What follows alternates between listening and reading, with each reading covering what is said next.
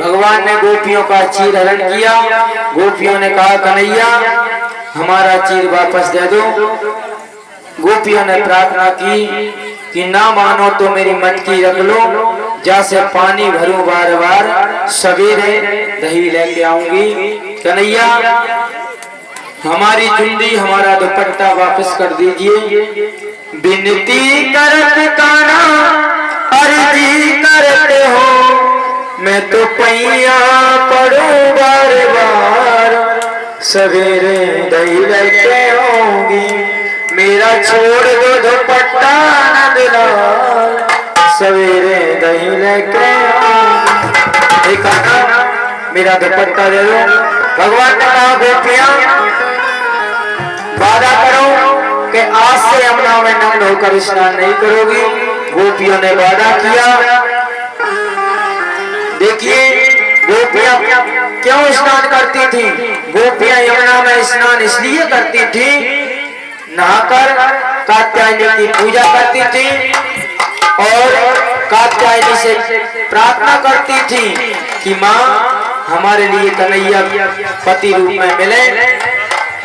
तो भगवान ने शरद पूर्णिमा के दिन अपनी बांसुरी की तान छेड़ी, गोपियों को बुलाया। गोपियां दौड़ी दौड़ी गई। तो देखिए गोपियां जब दौड़ी दौड़ी जाती हैं, एक गोपी अपने पति के लिए भोजन परस रही थी और कन्हैया ने मुरली की तान छेड़ी तो पति के लिए भोजन की जगह गाय का भूसा परस दिया।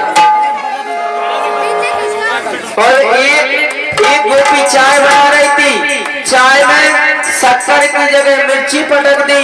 और एक गोपी सब्जी बना रही थी, सब्जी में मिर्ची की जगह शक्कर पटक दी। कन्हैया की मुरली ने ऐसी धूम मचाई, मुरलिया हरि मधुबन में धूम मचाई।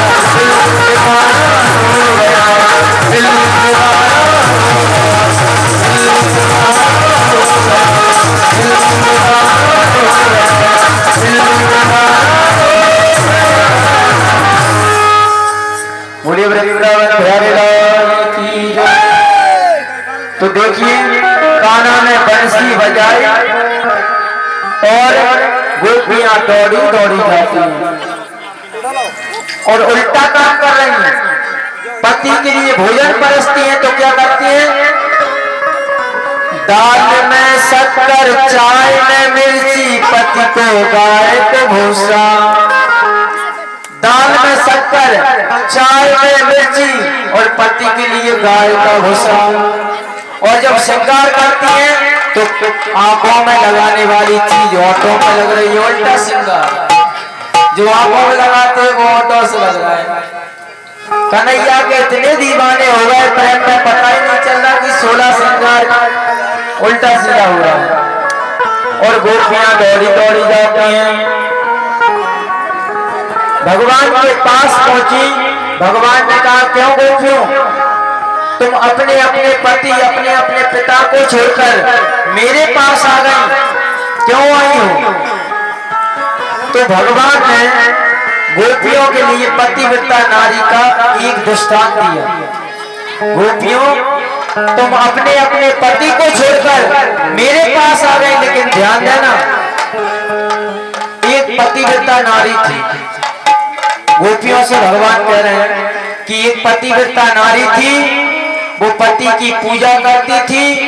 एक छोटा सा बालक था, उसका पति कहीं से हारा थका आया था और हारा थका आकर पत्नी की गोदी में सो गया। सर्दियों का टाइम था। सर्दियों में गांव में अलाय सा खोल लेते हैं, गड्ढा सा। इंदौर में तो पॉलीथिन में तापते होंगे, तो गड्ढे में तापते हैं, अलाय में, अग्नि में। तो उसका पति उसकी गोदी में सो गया। पति गोदी में सो रहा है और छोटा सा बच्चा खेलता खेलता आग के पास पहुंच गया, अग्नि के पास पहुंच गया। तो पतिव्रता नारी सोच रही है, यदि मैं बच्चा को बचाऊंगी आग से तो मेरे पति की नींद खुल जाएगी, और पति की नींद खुल जाने के लिए डराऊंगी तो मेरा बच्चा अग्नि में जल जाएगा। गोपियों, उसका बच्चा अग्नि के पास पहुंच गया, वो चक्कर में है, अगर बच्चा को बचाऊं तो पतिव्रता धर्म नष्ट हो रहा है, और बच्चा के लिए ना बचाऊं तो मेरा बच्चा मर जाएगा। उसने कहा, मेरा बेटा भले ही मर जाए लेकिन पतिव्रता धर्म नष्ट नहीं होने दूंगी। उसका बच्चा उस अग्नि कुंड में गिर गया। कुछ समय बाद उसकी पति की नींद खुली, गोदी में से उसके पति के लिए जब पति उठा तो वह भागी भागी गई, क्योंकि पति की नींद खुल गई। और जब भागकर गई तो अग्नि कुंड में उसका बच्चा मरा नहीं, किलोर कर रहा था, खेल रहा था, हंस रहा था, मुस्कुरा रहा था। गोपियों, पतिव्रता नारी में इतनी शक्ति होती है कि आग में बच्चा नहीं जला, और तुम अपने अपने पति को छोड़कर मेरे पास आ गए। तो गोपियों ने भी कहा, कन्हैया हम भी थोड़े बहुत बड़े हैं, तुमने हमें पतिव्रता नारी का एक दृष्टांत सुनाया, हम भी आपके लिए सुना रहे हैं। कन्हैया सुनो, एक पतिव्रता नारी थी, पति को सुलाकर पैर दबाकर वो सोती थी। जब तक पति भोजन न करते थे तब तक भोजन नहीं करती थी। भगवान, एक दिन उसका पति परदेश जाने लगा, परदेश धन कमाने जाने लगा। तो उसने कही पति से, स्वामी तुम धन कमाने जा रहे हो, मैं किसकी सेवा करूंगी, किसके लिए भोजन करा के भोजन करूंगी? तो पति कहने लगा, प्रिय मैं तो परदेश जा रहा हूं, लेकिन एक काम करो, मेरा एक फोटो, एक परछाई तुम्हें दे जाता हूं, ये फोटो रख लो, ये तस्वीर रख लो, और तस्वीर को भोजन करा के तुम भोजन करना, तस्वीर के चरण दबा के तुम बाद में सोना। तो पति तो चला गया धन कमाने, पत्नी घर पर फोटो के लिए भोग लगाए, तस्वीर को भोग लगा के बाद में भोजन करे। मेरे प्यारे भाई बहन, जो पति परदेश गया था वो एक दिन लौट के आ गया। उसने कुंडी खटखटाई और उसकी पत्नी क्या कर रही है भीतर, वो तस्वीर की पूजा कर रही है, और पति की तस्वीर की पूजा कर रही है। और जो परदेश पति गया था वो लौट के आ गया, घर के कुंडी खटखटा रहा है द्वार। कन्हैया ये बताओ, कन्हैया गोपी कह रही है कि पति की तस्वीर की पूजा हो रही है, बाहर असली पति कुंडी खटखटा रहा है। तो कन्हैया उत्तर दो हमारे प्रश्न का। इधर पूजा हो रही है उसकी तस्वीर की, उधर वो कुंडी खटखटा रहा है। तो उस पत्नी के लिए क्या करना चाहिए? अगर तस्वीर की पूजा छोड़े अधूरी तो पतिव्रता धर्म नष्ट, और कुंडी ना खोले तब भी पतिव्रता धर्म, क्योंकि वो असली परदेश से लौट के आ गया। तो भगवान ने कह दिया गोपियों, जब असली पति आ गया तो तस्वीर की पूजा छोड़कर असली पति के लिए द्वार खोले। गोपियों ने ताली बजा दी, कन्हैया तुमने हमारा न्याय कर दिया। गोपी बोली, कन्हैया तुमने हमारा अपना न्याय कर दिया। वो न्याय कौन सा है? ऐसे वर को क्या वर जो जन्मे और मर जाए, वर ये भगवान को जैसे जीवन सफल हो जाए। कन्हैया संसार के पति तस्वीर की तरह हैं। कन्हैया संसार के पति तस्वीर की जगह है, क्योंकि जन्मते हैं मरते हैं, लेकिन वर ये गोपाल को जैसे चूड़ो अमर हो जाए। हे प्रभु तुम हमारे सच्चे पति हैं, आपने अपने ही मुख से न्याय कर दिया। तो भगवान ने गोपियों की परीक्षा ली और गोपियों के साथ रास रचा। रास हुआ, जब रास हुआ तो पार्वती श्रृंगार करने लगी। पार्वती श्रृंगार कर रही थी। भोले बाबा ने पूछा, देवी जी कहाँ जा रही हो मेकअप करके? तो पार्वती बोली, वृंदावन में कन्हैया गोपियों के साथ रास रच रहा है। मेरे प्यारे भाई बहन, भगवान ने गोपियों के साथ रास रचा, लेकिन ये रास लीला नहीं, काम के लिए अभिमान था। ये काम विजय लीला है। भगवान ने काम से कहा था कि काम मैं तुझे दिखाऊंगा जीत कर। तो ये रास लीला नहीं, काम विजय लीला है। कामदेव के लिए अभिमान था कि मैं भगवान को हरा दूंगा। तो भगवान ने कहा, कामदेव तू मुझे नहीं हराएगा, मैं तुझे हराऊंगा। और एक स्त्री के साथ नहीं, हजारों गोपियों के साथ मैं रास रचूंगा। तो ये रास लीला नहीं, भगवान ने काम के लिए हराया है, काम को परास्त किया है। तो प्यारे भाई बहन, भगवान भोले बाबा ने कहा, देवी जी कहाँ जा रही हो? पार्वती बोली, वृंदावन में। बोले क्यों? बोले राधा संग में श्याम नाचे, मैं भी नचूंगी उनके साथ में। भोले बाबा बोले, मैं भी नाचूंगा उनके साथ में। पार्वती बोली, क्षमा करना, केवल पुरुष एक है, केवल कन्हैया ही रहेगा, कन्हैया के अलावा कोई पुरुष वहां नहीं जाएगा। भोले बाबा बोले, हम पुरुष बनकर नहीं जाएंगे, हम तो गोपी बनकर तैयार हैं। पार्वती बोली, तो श्रृंगार करो। भोले बाबा बोले, हमने कभी 16 श्रृंगार नहीं किया, अब हमारा श्रृंगार आप करें। पार्वती ने पहनाई चूड़ी मांग, पार्वती ने लगाई लाली, पार्वती ने लगाया काजल, पार्वती ने लगाया बिंदी, पार्वती ने पहनाई साड़ी। एक दिन भोले भंडारी बनकर ब्रज की नार वृंदावन